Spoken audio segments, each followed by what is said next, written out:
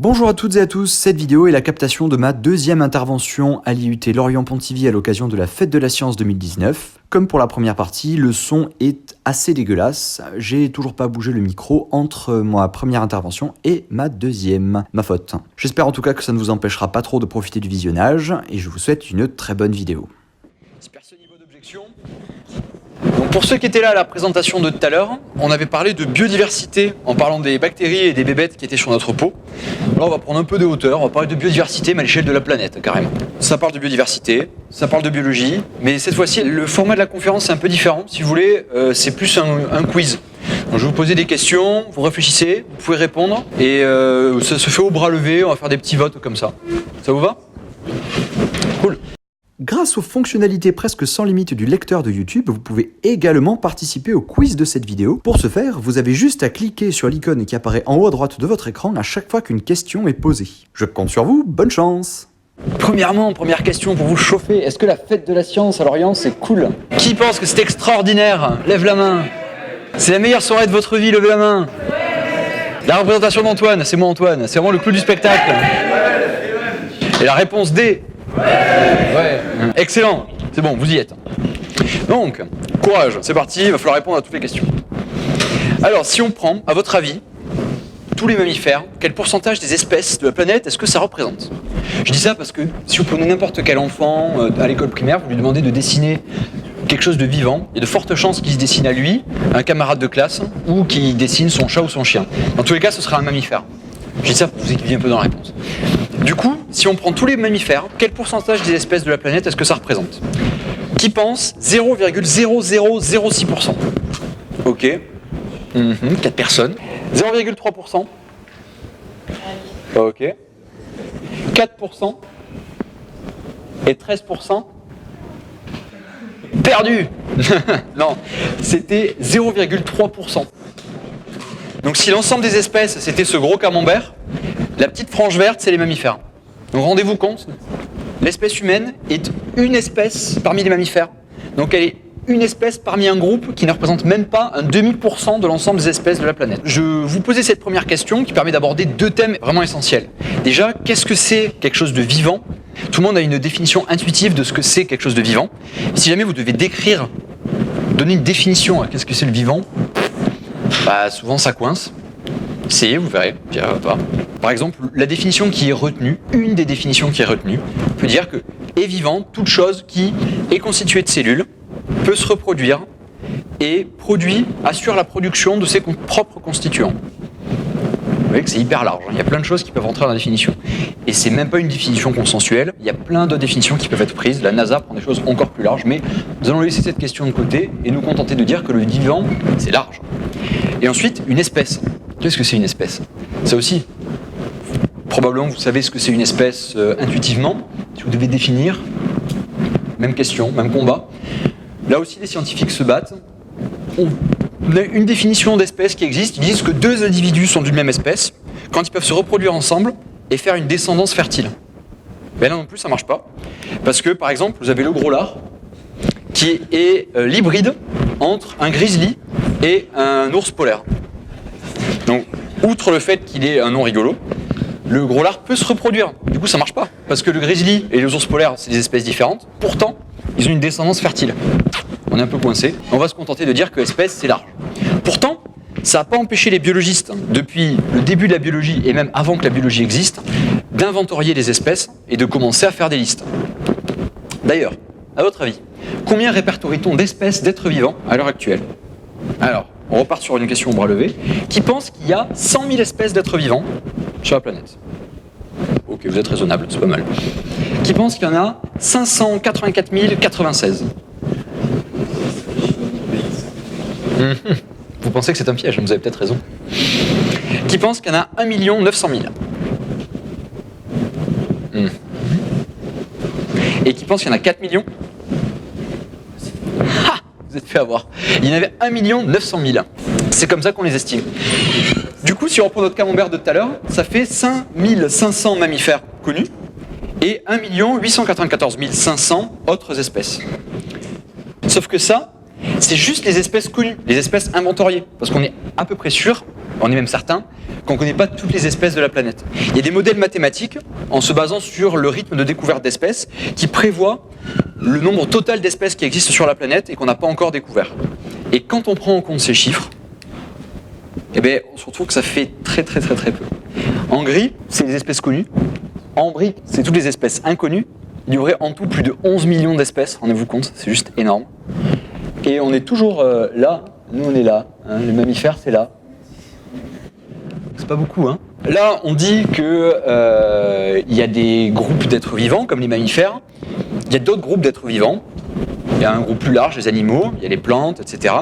Lequel, à votre avis, est le plus diversifié? Quel groupe d'êtres vivants, parmi ceux que je vous cite là, est celui qui renferme le plus grand nombre d'espèces? Alors, vous avez les mammifères. Donc, si vous avez suivi le début de la présentation, vous savez que c'est pas ça. Les plantes à fleurs, les insectes et les champignons. Ok. Alors là, je pense que la majorité a quand même bien intuité parce que c'était les insectes.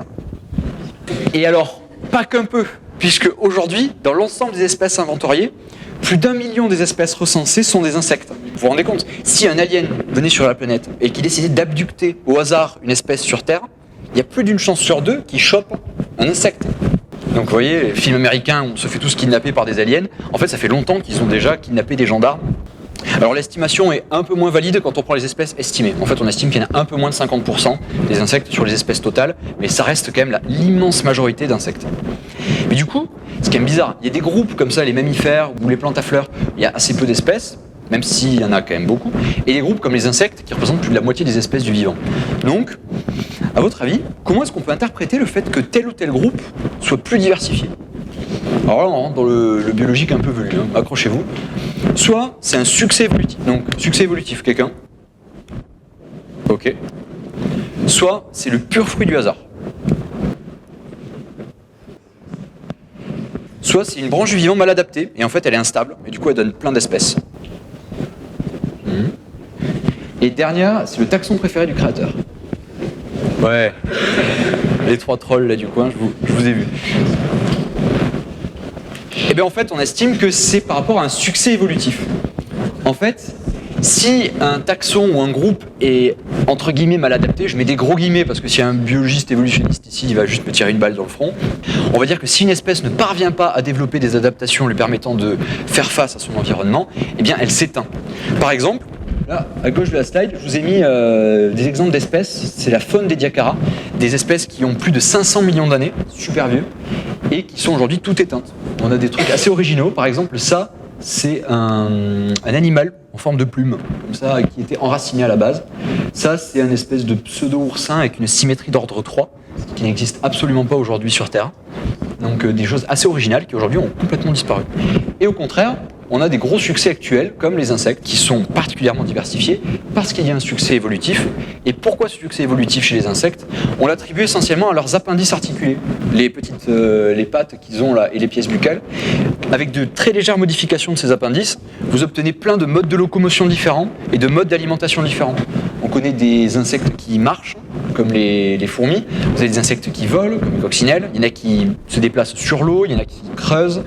Et donc, tous ces modes de déplacement et ces modes de nutrition que peuvent arborer les insectes, c'est autant de niches écologiques qu'ils colonisent, et du coup de milieux qu'ils peuvent habiter, et donc d'espèces qu'ils peuvent, à la fin, former.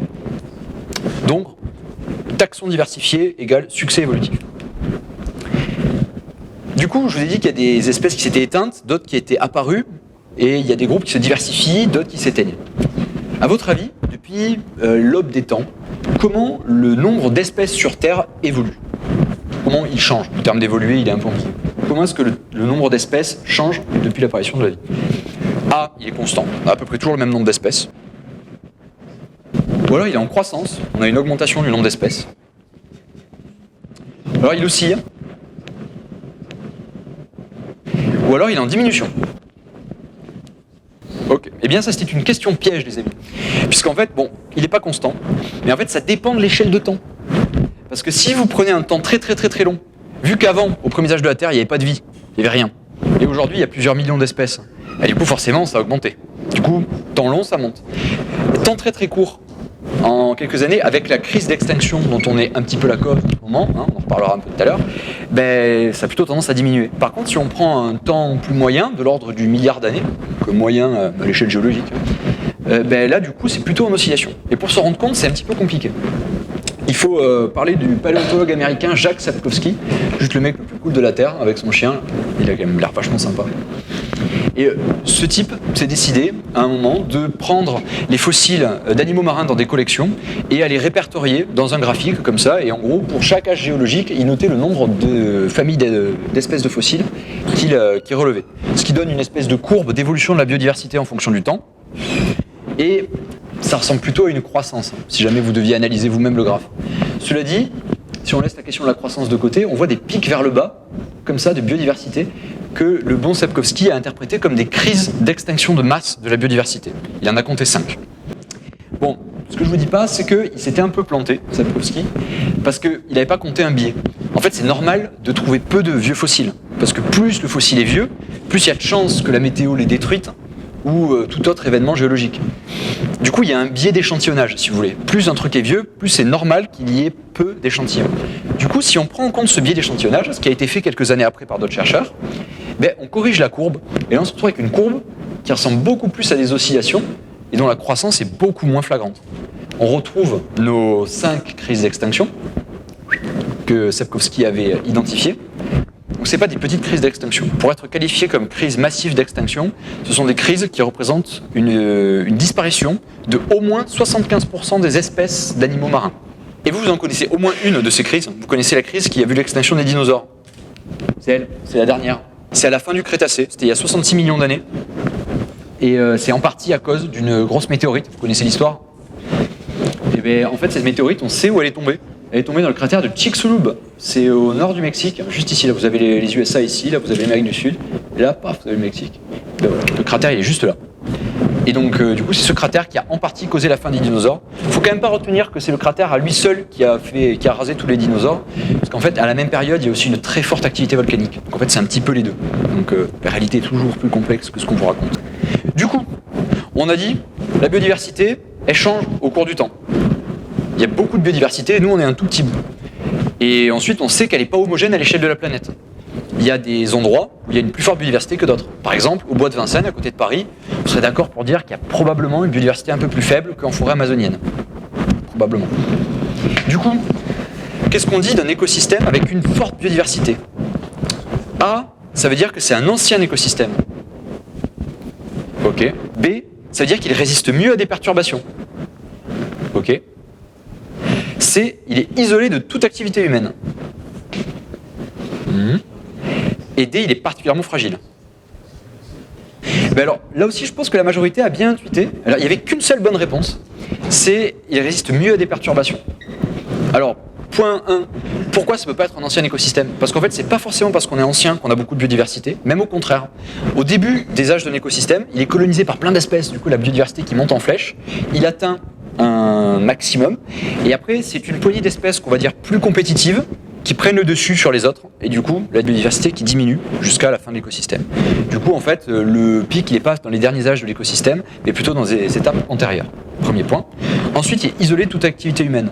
Ça aussi, c'est un énorme préjugé. On pense que les activités humaines sont une cause d'érosion de biodiversité, et uniquement ça. C'est pas forcément vrai. Par exemple, les prairies qui sont entretenues par les moutons avec une herbe très rase, ben, ça a une biodiversité plus forte que les forêts en France. Et du coup, ça, c'est maintenu par l'homme. Ça permet de nuancer un peu le propos. Et ensuite, il résiste mieux à des perturbations. Ben, ça, c'était la bonne réponse. Pour quelle raison ? En fait, si vous voulez, dans un écosystème, il y a des espèces qui remplissent des rôles. Vous avez les décomposeurs, vous avez ceux qui produisent la matière organique primaire. Et ben, lorsqu'il y a une perturbation, ça donne des shoots à certaines espèces. Et si toutes les espèces qui remplissaient un rôle disparaissent, bah là du coup ça va fortement impacter l'ensemble de l'écosystème. Par contre, si vous avez beaucoup d'espèces, vous avez beaucoup de redondance, du coup vous avez plusieurs espèces qui remplissent les mêmes fonctions, du coup s'il y a une perturbation, vous perdez des espèces, mais il y a plus de chances qu'il reste quand même des espèces qui remplissent la dite fonction au sein de l'écosystème. Du coup, biodiversité égale grande résistance. Cependant, il ne faut quand même pas minimiser le rôle de l'être humain à l'échelle de la planète, puisque même s'il peut être source de biodiversité via les prairies, etc., nous sommes la première espèce de l'histoire de la planète à être la cause d'une crise d'extinction de masse de la biodiversité, puisqu'on parle aujourd'hui de la 6e extinction de masse. Donc voilà, on peut être fiers de cette prouesse, hein, ça n'a jamais été fait sur l'histoire de la planète. Donc bon, ça serait bien que les impacts négatifs, on essaye de les diminuer, mais que nos impacts positifs, on les maintienne, puisqu'on est capable de faire des trucs cool quand même. Et du coup, pourquoi est-ce qu'il faut sauvegarder la biodiversité? Parce qu'on dit qu'on détruit la biodiversité, tout le monde nous dit de la sauver, mais au final, pourquoi? Du coup, réponse A, parce que la biodiversité, bah, c'est joli, c'est une valeur esthétique. Elle a une valeur scientifique, la biodiversité. Ok, là on a une séance de vulgarisation de science, donc c'est un peu biaisé. Elle a une valeur monétaire. Ouais. Et c'est pour satisfaire le lobby écolo. Ok, quelques réactionnaires dans le fond, très bien. Eh ben, c'était encore une question piège, ah là là, je suis fourbe.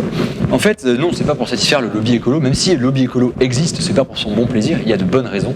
Par contre, elle a une valeur esthétique. On peut dire que la biodiversité c'est joli. Et rien que pour ça, ça vaut le coup. Par exemple, on préserve des œuvres de Rembrandt, le peintre, parce que bah, c'est joli. Donc du coup, pourquoi pas préserver le lézard osselet, qui est un très beau lézard de France, magnifique, juste parce qu'il est joli. Bonne raison. Ensuite, c'est une valeur scientifique. Ah bah oui, carrément. Là, je vous ai mis la photo, par exemple, d'une bactérie dont on puise dans les gènes pour faire des OGM. Grâce à cette bactérie et à son génome, on a pu créer des variétés de maïs qui résistaient à la pyrale, qui est un des principaux parasites du maïs. Donc, on allait chercher dans la biodiversité une arme pour protéger nos cultures. Et ensuite, ça a une valeur monétaire aussi. Parce que la biodiversité nous rend des services, qu'on appelle des services écosystémiques. Par exemple, la pollinisation. Personne ne les paye, les abeilles. Et elles viennent polliniser nos champs. Et ça permet de faire des légumes et des fruits. Et elles font ça gratos, a priori. Donc du coup, ça c'est 3 bonnes raisons. Et c'est que 3 bonnes raisons parmi tout plein d'autres. Mais bon, j'aurais pu faire une seule séance sur l'ensemble des bonnes raisons de protéger la biodiversité. Du coup, c'est bien de protéger la biodiversité. Du coup, quelques points qu'on a vus, là, ici. Les insectes, ils ont clairement envahi la planète. C'est la planète des insectes, c'est pas vraiment la planète des humains. Ensuite, les espèces, elles apparaissent et elles disparaissent sans arrêt. Oui, on l'a vu, la biodiversité, elle évolue. Mais aujourd'hui, elle a tendance à disparaître un peu plus qu'apparaître, quand même. Et ensuite, détruire la biodiversité, ça revient à diminuer la solidité des écosystèmes. Du coup, ça les fragilise et ça perturbe les services écosystémiques qu'ils pouvaient nous rendre. Il y a une équipe de chercheurs, c'est assez discutable ce qu'ils ont fait, mais si vous voulez, ils ont cherché à estimer l'ensemble de l'argent que nous rapportent les écosystèmes en nous rendant ces services. C'était pour convaincre les plus capitalistes qui ne veulent pas faire de l'écologie, si vous voulez.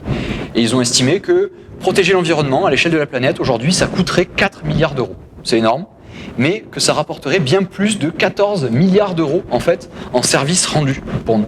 Ce qu'ils veulent dire avec leur papier, c'est que il faut investir de l'argent dans la protection de la biodiversité parce que c'est rentable.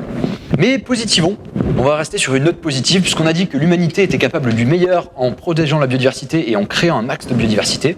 Du coup, je vais donner un petit exemple de truc fastoche à faire si vous avez la chance d'avoir un jardin chez vous. Ça s'appelle la tonte différenciée. C'est-à-dire, vous avez votre jardin, vous avez votre pelouse, vous n'êtes pas obligé de tout tondre. Vous tondez que là où vous passez. Et du coup, vous libérez un passage qui est joli et esthétique, et le reste, vous le laissez un petit peu en friche avec une strate herbacée un peu plus haute.